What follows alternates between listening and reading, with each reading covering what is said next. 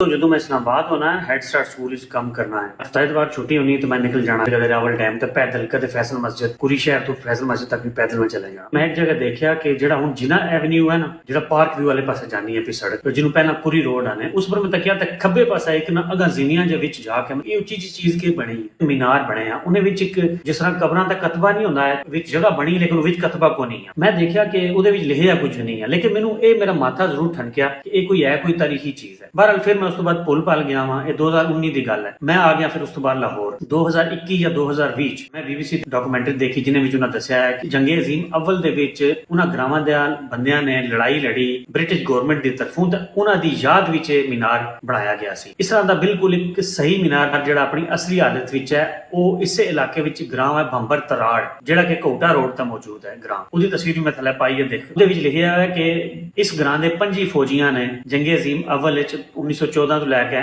1919 तक लड़ाई च हिस्सा लिया ते 4 फौजी इस जंग च मारे गए। उन्हां दी याद विच मीनार तमीर किया गया है। भंबर तराड़ या पुरी दा अगर कोई बंदा ये वीडियो देखण लगे है तो वो इन्हां मीनारां दीयां वीडियो या तस्वीरां कमेंट जरूर पोस्ट करे। पाकिस्तान जिंदाबाद।